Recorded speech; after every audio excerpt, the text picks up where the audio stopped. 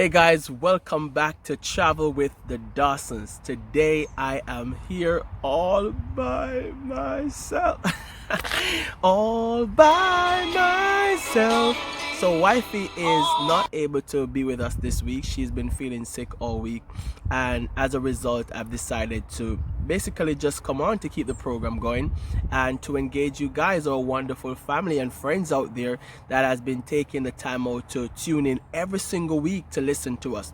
And so once again, we want to say thank you to all our new subscribers. Thank you so much for building our platform to reach others. And also want to say thank you to all the persons who come back week after week to watch our content and to share it with your friends and family. Please continue to like, comment, and to share this this YouTube platform so it can reach others. Our mission is to empower, to motivate, to share our life, to build the world and make it a better place, because we don't have it all together, but we believe that if we can reflect our life in a godly way, there's some people out there who can be inspired and will see a better way to go about their life. And so today I want to speak to you guys about a very important topic that I personally did not know much about before I got married, and that is setting boundaries in marriage. Yes, setting boundaries in marriage. You know, when I got married, we did a bit of my wife, she lived there in the UK and I lived in Jamaica. We did a bit of counseling, and we had a counselor who guided us through a lot of things. But there are many things that you can do counseling for, but it doesn't prepare you completely for marriage. And there are things I know now that if I had known before I got married, I would be in a better place, to actually not make certain errors when I got married. And so today I want to share with you on this topic, guys. I was thinking, no, I'm by myself here, but just remember that I have just God with me. Just God is with me here today. So I'm just going to speak with you guys, and I hope you guys can actually be inspired by what I'm going to be saying, especially my brothers out there who are married and persons who are having difficulties when it comes to boundaries in your relationship. This is not just for marriage, but for relationship on a whole. Now, when I before my wife and I got committed and serious about a relationship, I had a lot of female friends. I was a police officer in Jamaica, and sometimes you just be on the road conducting your patrol or just doing something, and a female would just send their number to you or something. And over time, I had lots of acquaintance, lots of people who I know in the streets of Montego Bay whilst I was working there. And when my wife and I got really serious and we were thinking about building a relationship, she brought it to my attention that I was flirty. Guys, listen, I could not believe that, and I refused to believe that at the time. Like, no, I'm not flirty, I'm just flirty, I'm just friendly, I'm just a friendly guy, who like to interact with people. And the more she said it and I started observing myself and I looked into more what this flirty thing meant, I realized that yes, there's some parts of me that were, that was indeed flirty, and I realized that I needed to make change. But this change took a while, because when you're accustomed to doing something, you don't recognize that it has the potential to cause harm. And so for me, just being nice to girls and just communicating when I see people, like, hi, how you doing? Hi, sweetie. Hi, beautiful. And I used to do all those things, and my wife was offended by it, and she brought it to my attention. And I started becoming more conscious of it, especially using the term sweetie. I would call every girl sweetie. And people can misunderstand you being friendly to thinking that you're interested in them. And that's what I came to realize, that some of the people over time might have thought that I had an interest in them when I was just being friendly. And as a result, I recognize that there has to be a boundary in how you approach marriage if you're going to safeguard your relationship. And so when I just came to the UK, that's something I work hard to address in terms of being more mindful of how I communicate with females, or how I say certain things to give them the wrong impression. I'm a person who like to embrace. I love to embrace people, to let them feel comfortable. And even that, I had to become more mindful of how I just embrace people, because you can embrace a female in a way and they think it's sensual, and they think it's you communicating that you are interested in them. And so that's something my wife and I, we spoke about sometime, and I recognize that, okay, I need to change my approach with how I do this. So that's something that I had to set boundary when it comes to. Another thing in terms of boundary is, what do you do in terms of communicating with people who you were in a relationship with, or people who are interested in you? And there are many persons who are still in contact with their ex, and they're still messaging their ex, keeping long communication with their ex. Is that right for a relationship? Because for me personally, I try not to get too attached to ex or past relationship, because I know the power of emotional attachment. If you become emotionally attached to something from your past, if you go back to ignite fire, to play with coal, then fire can be reignited, because there's already a history, there's already something there. So that's something I would say to be mindful of, how you're still keeping in contact with people from your past relationship that you were in, because this has the potential to damage your relationship that you're in now. And in terms of people that you like, or people that potentially could like you, or people that you potentially could like, for me, if I recognize that someone likes me, or I could like them, the first thing I do is to tell my wife about this person, because I want to safeguard my soul. I'm not going to dwell on it and to think about them liking me and to go over it in my mind, because I know it has the potential to cause danger if I'm going to entertain certain thoughts. You have to be mindful of even social media space, especially if you're someone out there like myself who constantly do ministry and so forth. You might find that people will text you via WhatsApp, no, not WhatsApp, via Facebook Messenger or through Instagram, and they're relating how much they like you and all those things, and tell you, how amazing you are. How do you safeguard yourself with this situation? I think it's so important that you have an open communication in your marriage, whereby you can tell your partner about this situation.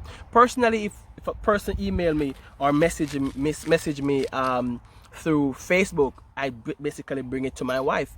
My phone is open. I don't use a password, so my wife can basically check my phone if she want to.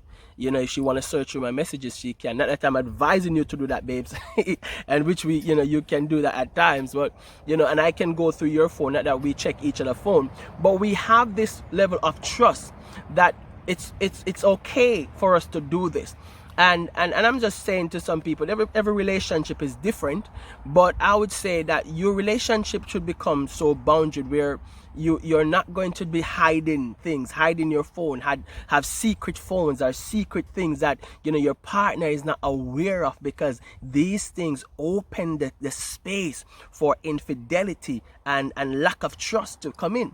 So it's very important that you have an open communication about your feelings, open communication about how you think about someone. Even if you think you like someone, the best way to approach it, because you're married, not because you're married doesn't mean that you're not going to see other people that you could potentially like, or other people that you could actually see yourself with, but you must first recognize that you have come into a covenant with your wife. You have come into a union with your wife. Therefore, what God has joined together, let no man put asunder. Let your wife know, or your husband know, that this person has an interest in me. This person would want to, is saying this to me, and you just put it out there. Because the moment you start to entertain secret, you're actually, allowing your marriage to fail. You're pushing your marriage in a place where it can fail. There's some people who you start to to have private texts and you text people and delete messages, that's an indication that you started the mental cheating already. So you cannot be in a space whereby you're still so attached to people that you're texting and messaging and so forth, and then you delete because you think the content of what you said did not align with something that your wife or your husband will be pleased of. So that's something to think about also. Someone asked me some time ago, can an ex become a good friend when you're married, and would your wife be okay with that? Now, I don't know about others in a marriage, but for me personally, when it comes to an ex, I would not want to get too close to an ex that I had really strong feelings for, and fool myself that my wife can be okay with that. I basically would be setting myself up to be ruminating, what we call in psychology, going back into past memory of moments spent with this person. So I basically would not feel comfortable. I would speak to an ex occasionally, just checking in if they're checking or so forth, but not something that I would do on a consistent basis, to be having long conversation or constantly talking. No, that's not something that I would do. In terms of persons that like, that they might have a mutual liking for you and you had a mutual liking for them before you get married, should you still be having relationship with those people or close friendship? Now, personally for me, I have a friend that we were quite close, we were good friends, and we both liked each other, and it came to a point whereby for both of us we got married. And I said to my friend, listen, my wife knows about you. She know that we had a liking for each other, and I suggest you do the same for you, with your husband, if we can be friends any at all. And we had that conversation. Both of us had that conversation with our partners, and we are friends, we talk now and then. So we were boundaried with our feelings. We recognize that if we're gonna talk behind our partners knowing about it, then that's danger. So if you like anyone and you want to be friends with them or talk with them, ensure that your partner is aware of it. Ensure that your partner can be friends with this person, because if your partner if your partner can't be friends with someone that you like, that's a sign of danger. So any person you're going to be communicating, your partner should know. Any conversation you have in your phone, your partner should be able to go through that message. And I'm saying that your partner should. But if the conversation you're going to have on your phone, your partner can't go through it, it's an indication that something is not right. So it's very important that if you're thinking of building a relationship with anyone from your past or anyone that you like, your partner should be able to go through those conversations and feel comfortable knowing that there's no element in it that would bring about any sense of insecurity. You want to keep your partner secure in a relationship, and the only way to keep your partner secure is to talk about the challenges you're having, and to talk about the temptations you're having, and to talk about the things you need from your partner. And that's another part of being boundary, because some people might want to explore things that your partner might not want to explore. It might be sexual things. You might want to go to an extreme level that your partner might not want to go. So all these things are things that should be discussed in a relationship. Boundaries are quite wide, but every marriage should ensure that you don't just go into a relationship blind. You have boundaries that you discuss. What is it that you will or will not do? What is it that you can do? Or what are the do's and the don'ts for you going into a relationship? So these are some things to really think about when you're thinking about getting married, or if you're married now. These are things that you should be thinking about in your relationship. How to establish boundaries that both of you and your partner can agree on. Just thinking. So like for myself here, as a minister and also a therapist or a coach, I deal with a lot of people and I deal with a lot of confidential information. How do you deal with those situations? For me, I am, I have to, in my job, I have to swear to confidentiality because I can't disclose certain information. But in church, you might have a lot of sisters or people who are even on social media who might contact you and have issues. Do you just go into this situation where you talk so much to people and, you're offering support, but your partner don't know about this situation or these people that you're talking to? This is something to keep in mind. For me personally, anyone that I'm talking to, my wife knows about it, like on a professional level or on a church level, but she doesn't have to know the depth of the relationship because I'm a trained or a professional person in which there's certain things I can't disclose to her. But for those ministers and so forth, if you're going into a space where you're offering counseling and so forth, and your wife don't know about these things, it's very important that you are open about these things, so that you don't put yourself in a situation where you think you're superhuman, because the reality is all have sinned and come short of the glory of God. We all have temptations. We all, you're going to see women that will catch your eyes, or men, women, you're going to see men that will really get your attention. So it's really to be boundaried with yourself and your relationship, and be open to talk about these things when you're confronted with these kind of situations. The most important thing about being boundaried is to first be boundaried with yourself, and also know your standard. Know what is it that you stand for. A lot of people go into relationship, and you're going to relationship just to please your partner, but you have not really established your own values and know what you want for yourself. So the moment you feel like you can't meet the expectation of your relationship, then you start to look outside. You must first know what you need in a relationship and convey that to your partner, and vice versa. Your partner should know what their expectations are for a relationship and convey that. And so when you go into the relationship, then you can always balance things out by navigating through it, talking about the challenges you're having, and finding effective ways to manage those. All right, so what do you do when boundaries have been broken in your relationship? When boundaries have been broken, it's very important that you have open conversation about the things that the thing that you think your partner did wrong. Open conversation will allow you to go into discussing these things that you might find that is not working out for you, and be in a place whereby you can do conflict resolution, or you can manage something before it becomes something bigger. For example, if your partner was constantly coming home late and partying and doing all manner of things, if you know you don't like it, rather than just allowing it to go on every week and you're getting angry and frustrated and want to quarrel and fight, it's very important to sit your partner down, have a chill conversation, and then you bring up that topic, you talk about it, and you say, babes, I don't like when you do this, or I don't like when you do that, but set the atmosphere. A part of setting boundaries, really creating the atmosphere for a conversation. There are times when I get really irritated when my wife will say something that I think is coming like an attack to me. It's a natural thing to do is to become defensive, but then sometimes I replay what she said. I recognize that what, it's really about having a conversation about it, or talking about things is the most effective way to manage your relationship and prevent conflict, and prevent things that will cause your relationship to not work out. So conversation is very important. Open conversation. Be open about your feelings, I've said before, and convey these things to your partner. Alright guys, so the final point I'm going to talk about, the final boundary point I'm going to talk about, is set a boundary around time spent with each other.